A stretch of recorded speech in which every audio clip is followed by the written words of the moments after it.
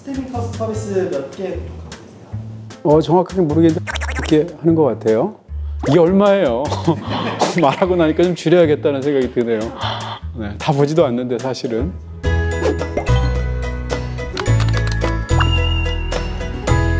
오랜만에 챗GPT 방문해 주셨는데 그거 어떻게 지내세요? 네, 반갑습니다. 저도 굉장히 오랜만인 것 같네요. 해가 바뀌었고요.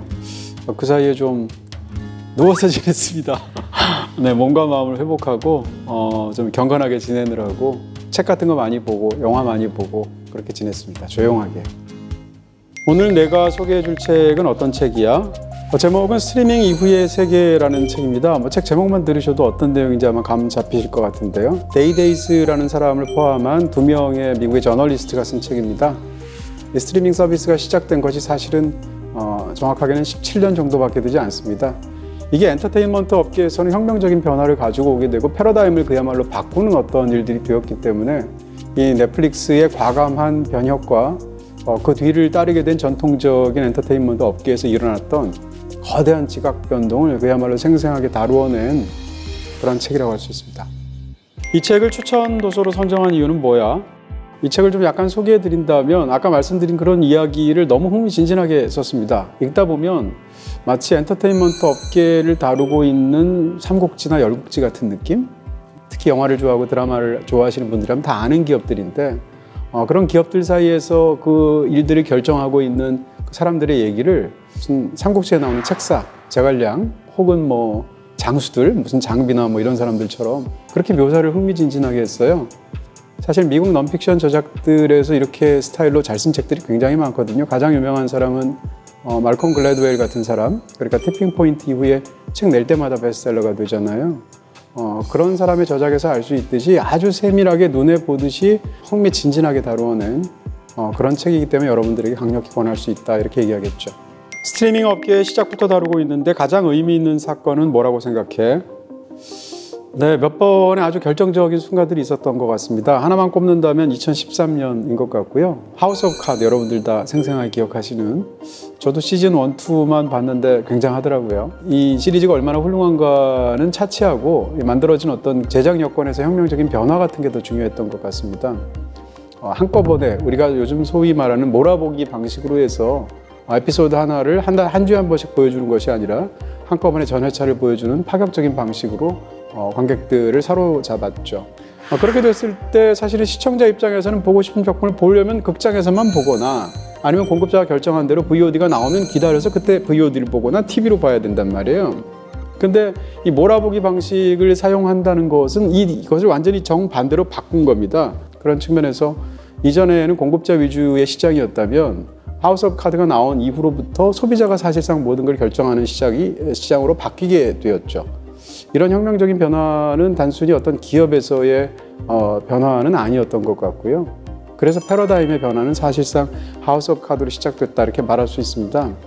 저는 이제 영화 쪽에 일을 하고 있는 사람으로서 영화업계에서 사실은 영화 역사에서 이런 혁명적인 변화를 가져온 순간이 75년도에서 1977년 사이에 2, 3년 사이에 벌어졌거든요. 바로 기억에도 생생한 여러분이 잘 아시는 조스라는 영화, 스타워즈라는 영화인데 조스와 스타워즈가 2, 3년 사이에 두 편이 연달아 나오면서 영화업계가 완전히 혁명적으로 바뀝니다. 그러면서 그때부터 시작된 말이 블록버스터 시대라는 거리고 블록버스터라는 말이 생겨나게 되는데 조스와 스타워즈가 영화사에 끼친 영향과 하우스 오브 카드가 스트리밍 시장에 끼친 영향이 비슷한 그런 위치에 있지 않겠나라고 저는 생각합니다. 처음에 스트리밍 서비스가 시작됐을 때 업계의 반응이 좀 어때요? 네, 이 책에서도 자세히 나오는데요. 미국 업계에서도 굉장히 과소평가하거든요. 국내에서도 마찬가지였고 저도 사실은 이런 트렌드 쪽에 밝은 사람이 아니라서 설마 했던 측면이 있었겠죠. 그러다가 변화가 굉장히 급격하게 이루어지게 되었고 특히 이제 팬데믹 시대에 극장 개봉을 못하면서 정말 굵직한 한국 영화 대작들이 넷플릭스에서 처음 선공개될 때 깜짝 놀랐어요. 대표적으로 승리호 같은 작품이죠. 그래서 이제는 영화인들도 영화를 만들 때 넷플릭스라는 것을 하나의 이 영화를 보여줄 수 있는 대안으로 고려하는 그런 시대, 적극적으로 고려하는 시대가 된 것 같습니다. 그리고 더 중요한 것은 사실은 영화업계에 미친 충격보다 전통적인 그 방송 미디어 쪽의 충격이 더 큰 것 같고요. 작년에 가장 화제가 됐던 드라마는 무빙이잖아요. 그런 식으로 이 전통적인 그 방송 시장에 준 충격이 더 크지 않을까 싶어집니다. 반대로 가장 안타까웠던 선택은 이 책에도 이제 굉장히 많은 실패 사례들이 있습니다. 넷플릭스가 선도했지만 넷플릭스도 2011년에 크게 실패한 적이 있고 마찬가지로 각 기업들마다 수많은 시행착오가 이 책에 자세하게 나와서 흥미진진한데요. 그 중에서도 가장 안타까웠던 선택이 있다면 2021년도에 그 타임 워너 그룹, 워너 미디어에서 했던 선택입니다. 그게 뭔가 하면 워너에서 배급하도록 되어 있는 극장용 영화 17편을 극장에서 제한적으로 개봉하면서 동시에 HBO 맥스에서 스트리밍을 통해서 동시에 개봉을 하겠다라고 선언을 한 겁니다. 근데 그게 영화 산업에도 커다란 타격을 주게 되었고 결과적으로 얘기하면 이 워너 미디어 측에서도 금전적으로도 성공하지 못한 굉장히 나쁜 정책이 됐습니다. 이 책에 나오는 재밌는 사례 중에 하나는 우리가 보통 현존하는 가장 최고의 스타 감독을 크리스토퍼 놀런이라고 얘기하는데 놀런이 원래 워너에서 영화를 20년 동안 계속 내놓았었거든요. 그래서 워너의 아들이라는 별명까지 있었는데 그럴 정도의 크리스토퍼 놀런 같은 스타 감독이 이 정책에 격렬하게 비판을 하게 됩니다. 그 이후 두 사람 양측은 결별하게 되고요. 그리고 신작이면서 크리스토퍼 놀런의 최고 히트작 중에 하나가 되어버렸는데 그게 바로 오펜하이머죠. 그래서 오펜하이머는 전통적으로 하는 방식인 워너에서 만든 게 아니고요. 유니버설로 옮겨가서 만들게 되었는데 결과적으로는 금전적으로나 아니면 영화 산업에 끼친 영향으로나 나쁜 쪽으로 기능하게 되었던 그런 사례가 아니었나 싶습니다. 이 책의 내용을 영화화한다면 가장 보고 싶은 인물 혹은 플랫폼은 이걸 만약에 영화화한다면 가장 중심이 되는 기업은 아무래도 넷플릭스일 수밖에 없고요. 넷플릭스의 창업자였던 리드 헤이스팅스 같은 사람 혹은 컨텐츠 책임자인 테드 서렌더스 같은 사람이 어떤 사람인지에 대한 그 인성 같은 것도 그 사람의 스타일이나 어떤 농담을 즐겨 하는지까지도 이 책이 굉장히 잘 묘사가 되어 있거든요.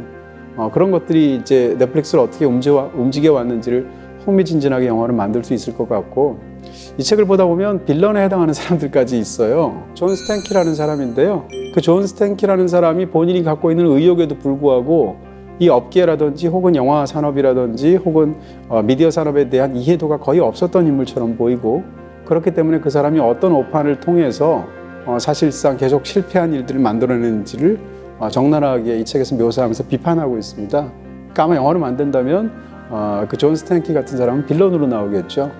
테드 서렌더스 같은 사람은 아예 파격적으로 잭 블랙 같은 사람을 하거나 딱 맞는다고 생각하는 사람은 폴 지아메티가 하면 잘하지 않을까? 이런 생각했고요. 네, 그리고 리드 헤이스팅스는 마크 러팔로 하면 좋을 것 같습니다. 사실 마크 러팔로가 연기력이 엄청나게 훌륭한 배우인데 사람들이 이제 헐크로만 알고 있는 경우가 많잖아요. 근데 이런 연기하면 굉장히 잘할 것 같습니다. 만약 둘 중에 딱 한 가지만 구독할 수 있다면 고전 작품이 방대한 OTT, 신작이 빠르게 업데이트되는 OTT. 저는 무조건 전자죠. 왜냐하면 신작을 누구보다도 빨리 볼 수 있는 사람이 저거든요. 그러니까 어떻게 생각하면 이분들보다 제가 더 빠르게 보기도 해요. 경우에 따라서는. 그렇기 때문에 저한테 더 중요한 건 예전의 작품을 찾아봐야 될 때 그 작품이 있어야 되면 굉장히 좋겠죠. 영화와 함께 음악 무제한 스트리밍, 책 무제한 스트리밍. 너무 역시 죄송한데 밀리의 서재 앞에서 제가 책을 일반적으로는 종이책을 보거든요. 그렇기 때문에 책을 무제한으로 스트리밍하는 것보다 제가 책이 26,000권, 7,000권 되는데요. 그냥 제 서가에서 보면 됩니다. 그런 측면에서 영화와 함께 음악 무제한 스트리밍을 저는 선택하겠습니다. 네. 저 잘릴 것 같아요. 이 책에서 언급된 다양한 작품들 중에서 가장 기념비적인 작품 베스트 3를 꼽는다면 그리고 그 이유는 첫 번째는 아까 말씀드린 대로 하우스 오브 카드, 두 번째는 아이리시맨입니다. 일단 아이리시맨이라는 영화를 제가 개인적으로 굉장히 좋아하고 21세기에 나온 모든 영화를 통틀어서 갱스터 영화 중에서는 최고의 영화라고 생각합니다.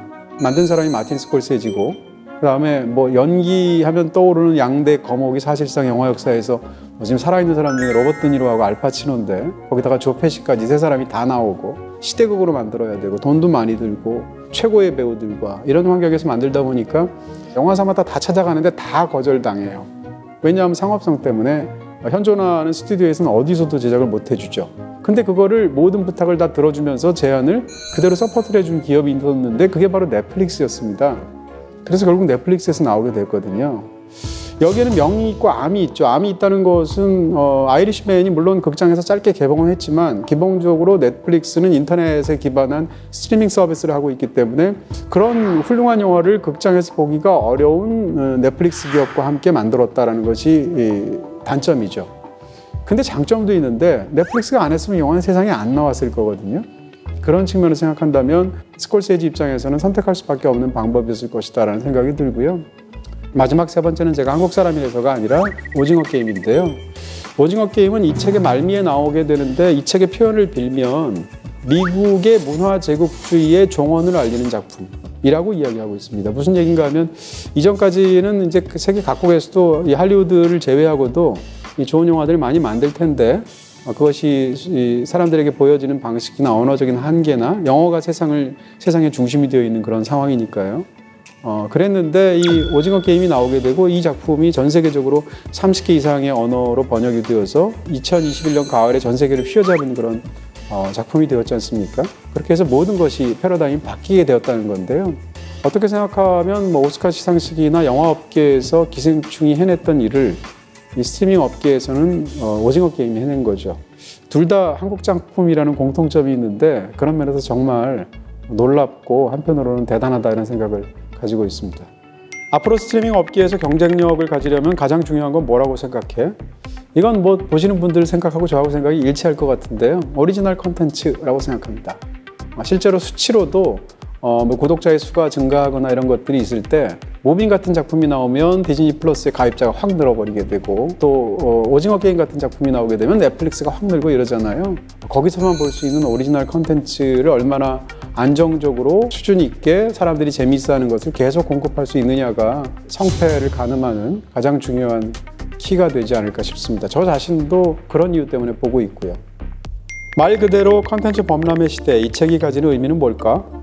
모든 잘 쓴 책이나 뭐 잘 만든 영화들이 다 그런데 이 이야기를 일반적인 이야기처럼 받아들일 수가 있죠. 그러니까 한 업계에서의 어떤 새로운 혁신 같은 것이 있게 되는데 사실은 나머지의 진짜 공룡들이 있었단 말이에요. 대표적으로 뭐 워너나 디즈니나 이런 기업들에서 넷플릭스를 굉장히 하찮게 봤어요. 지금은 흑역사에 해당하는 너무 유명한 말이 있는데 알바니아 군대가 어떻게 세계를 제패할 수 있겠어? 이렇게 비웃은 적이 있습니다. 알바니아 군대라고 말한 건 알바니아는 유럽에서 가장 힘없고 작은 소국에다가 가장 가난한 나라지 않습니까? 이 업계의 최고 전문가이자 그 모든 걸 이끌어가고 혁신을 만들어내야 될 리더들조차 판을 제대로 벗지 못하고 오만하게 혹은 시대의 변화를 읽지 못하는 어떤 무지함을 보였다는 거거든요. 그런 측면에서 이 책의 마지막 문장이 인상적으로 기억이 나는데 도전적으로 어떤 파격적인 일을 도모하는 사람이 실리콘밸리에서는 불멸의 존재로 남게 되지만 할리우드에서는 뭐 가차없이 추방된다. 이게 이 책의 마지막 문장이에요. 그 얘기인즉슨 할리우드가 얼마나 전통적인 방식에 매몰되어서 변화를 보지 못해서 과실과 실책들을 보여야 되는지를 사실은 이 책에서 수많은 사례를 통해서 보여주고 있고요. 그런 측면에서 개인의 삶이든 업계에서든 혁신이라는 것에 대한 것의 의미가 무엇인지를 제대로 보여주는 그런 재미있는 책이 아닌가 싶습니다. 스트리밍 서비스 몇 개 구독하고 계세요? 정확하게 모르겠는데 7, 8개 하는 것 같아요. 제 경우에 가장 그 스트리밍 서비스를 많이 하고 있는 이유는 거기서만 볼 수 있는 오리지널 컨텐츠 때문에 저는 구독을 하고 있습니다. 넷플릭스 하고 있고요. 디즈니 플러스 하고 있고 애플 TV 플러스 하고 있고 모비라고 해서 MUBI 쓰는데 한국에서는 잘 안 하지만 예술 영화나 다큐멘터리 같은 걸 보는 마니아들이나 전문가들이 보는 채널이 있습니다. 그리고 국내에서 뭐 왓챠, 그다음에 티빙. 이게 얼마예요? 말하고 나니까 좀 줄여야겠다는 생각이 드네요. 책 GPT 너의 한 줄 평을 들려줘. 엔터테인먼트 업계의 혁명적인 패러다임 변화를 마치 전쟁 영화처럼 담아냈다.